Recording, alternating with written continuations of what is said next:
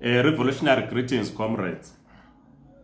During the struggle for national liberation, it was not expected that people will leave their countries and look for employment elsewhere.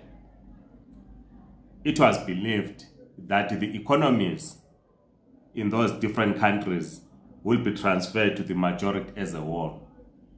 And that meant there was no need, or there was not going to be a need for young people to cross borders to look for greener pastures elsewhere. So when the African National Congress and the ZAPU, Zimbabwe African People's Union, joined hands in the struggle against apartheid and colonialism, none thought that Zimbabweans, especially those who were with the ZAPU, particularly Matebeleland, would cross to South Africa for greener pastures. It was believed that indeed the economy was going to be shared by all. It is important, even in these difficult times, that there's a debate around international migration, particularly in the SADC region, that we should at least look into the relationship that we've had during the struggle for national liberation. It is important, therefore, that we mention at least 3 names of comrades that participated in the struggle for national liberation, which cement the view that we always raise, that we are one people, because we saw ourselves as victims of white minority rule in both countries, that is Zimbabwe and South Africa. So in this video, we want to mention just 3 individuals that served in the African National Congress, who were coming from Matebeleland and Migrants. Firstly is the famous Thomas Nkobi. We all know Thomas Nkobi, the late, I think he passed on in 1994, who was Treasurer General of the African National Congress. He was born in Bulilima, what we popularly know as Plumtree, in Matebeleland South. He came to South Africa at a young age, joined the African National Congress.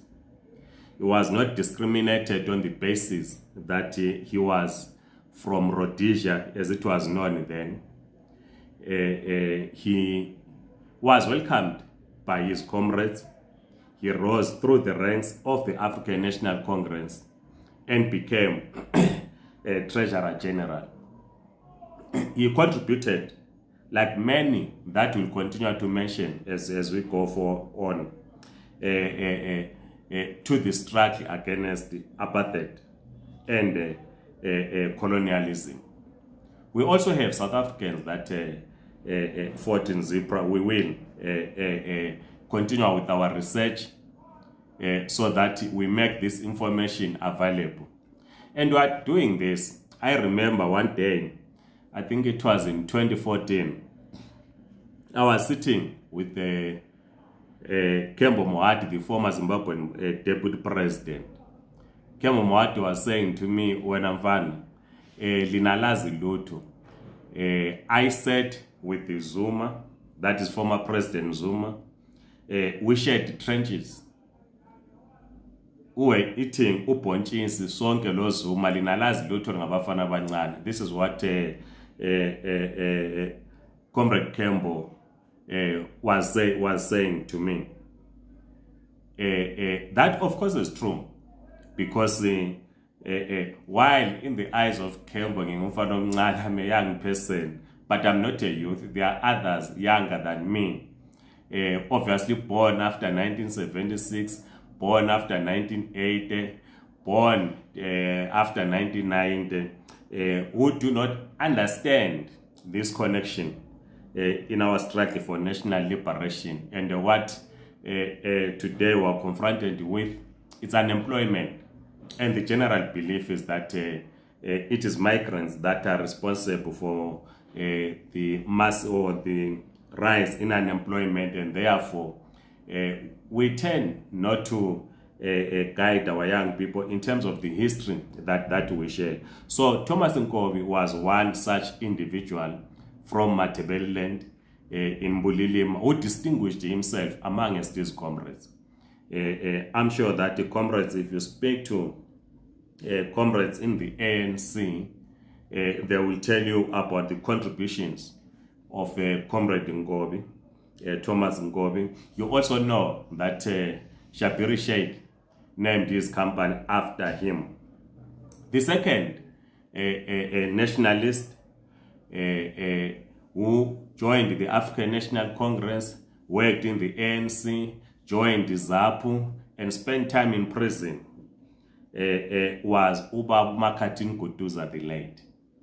Ubaba Makatin Kutuza the late came from Cholocho, that is Matabele North, in Zimbabwe. He was a member of the Catering Workers Union, was a trade unionist.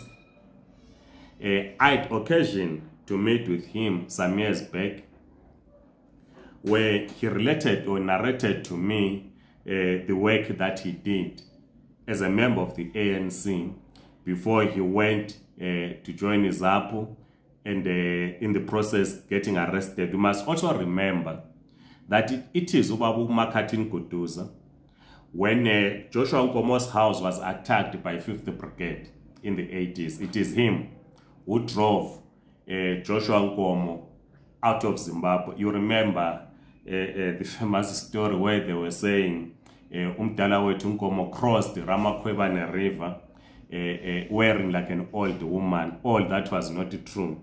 It was just fiction. But the truth of the matter is that Ubaba Makatin Kutuza risked his life when Nkomo's house in Pelandaba was attacked.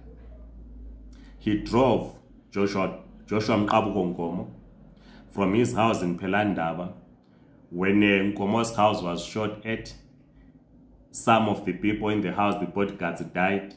He drove him up to the border with Botswana, which is 110 kilometers from Bulawayo.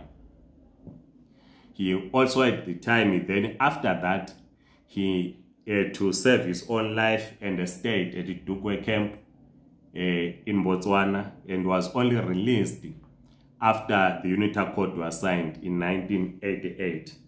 He came back to Zimbabwe after 1988, after the UNITA Accord signed in December 1987. But in the early years, when he was in South Africa, Ubaba Makatin Kutuza, as a trade unionist, member of the Catering Workers Union, he was part of the committee that took care of the late President Mandela when he was underground. So here is a man from Cholocho who used to give food to former President Nelson Mandela during the struggle. At the time, there was no divisions between blacks from Rhodesia and the blacks in South Africa, because we're all victims of white minority rule. So Makatin Kutuza played a critical role in the struggle for national liberation, both in what is now Zimbabwe and in South Africa. So our history cannot be complete if we do not mention the role that Makatin Kutuza played. And we are hopeful that one day our writers will write about the role that Makatin Kutuza and many others played in the struggle against apartheid, in the struggle for national liberation. And Makatin Kutuza is the father to the famous Dr. Churchill Kutuza. Understand these days in London is the president of the Twaga's Liberation Front, MLF. I'm sure Comrade Churchill Kutuza will narrate that. If I've not read the book that he wrote, I hope that in the book he details how his father played a key role in the struggle against apartheid in South Africa, and also as a nationalist in Zimbabwe. So this is why it's important that whatever we might be raising, or whatever young people might be raising, whether there's a feeling that migrants are taking other people's jobs, fair argument which we are not in today, but it is important that our history is told as it is, that in the struggle for national liberation, there was no division amongst the black people. Our forefathers, our fathers, our grandfathers fought side by side to liberate us from colonialism. The last person that we want to look into in this video is Joseph Mpofu. Joseph Mpofu came from Migrants in Zimbabwe. He came into the Republic of South Africa in the mid-1940s. He was working just like any other migrant worker who came at that time. He joined the African National Congress. He became a chairman of the ANC in Soweto, in one of the ANC branches in Soweto. Became very active as an activist in the African National Congress. He was arrested for his activism and as a member of the African National Congress, the ANC, and sentenced to Robben Island. That was in the 1960s. He was also part of the Rivonia trial. So he was arrested and jailed for 5 years in Robben Island for his role in the African National Congress. He was from Rhodesia, Southern Rhodesia as it was known then, what is now Zimbabwe. Unfortunately, after his release in 1969, he was deported back to his home country. But when he became a branch chairman of the ANC and getting arrested for his political beliefs, advancing the cause of the African National Congress, he was not discriminated on the basis that he was a migrant. No one carried a placard that you cannot be chairman of the ANC on the basis that you are a migrant. So we're doing this not to blackmail young people who are carrying placards that migrants must go back to their countries. As I started by saying, no one thought that after liberation, people will leave their countries and go and work in other countries or look for employment in other countries.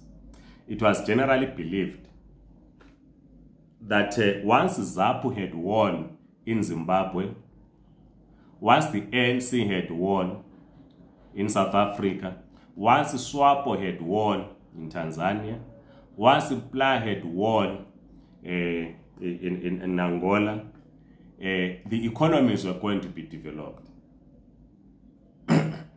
And people will be visiting each other. It was never envisaged that there was going to be an influx into one country from different countries within the region. That was not the case. We will at some point, as we have been discussing in the previous videos, on what went wrong in terms of the neoliberal policies that we have implemented that contributed in the destruction of our economies, leading to what is happening now, where young people prefer to jump the river and come to South Africa. But we thought it's necessary that we mention these gallant fighters. Babu Makatin Kuduza, Babu Thomas Nkobi, Babu Joseph Mpofu. They contributed to the struggle for national liberation in South Africa. No one carried a placard against them to say we are migrants you cannot belong to the African National Congress. There are many cadres from ZIPRA that fought with MK. Not only trained, but fought with MK after Zimbabwe gained its independence. It's important that we understand these links, particularly our young people, to understand this link so that we do not view ourselves as enemies.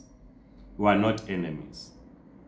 Yes, we are divided by the river Limpopo, but we are not enemies and will never be enemies. I know, comrades, that you know of many people from the ANC that contributed to the growth of ZAPU and trained ZIPRA cadres. I know that you know many from ZAPU that contributed to the African National Congress and trained MK cadres. Please share your views. It's important that we get to understand this. I've given you 3 names. Give me other names so that we keep this alive. It's important that we understand that we are one people. So expect you, comrades, to share those views with us. Subscribe to this YouTube channel. Otherwise, goodbye.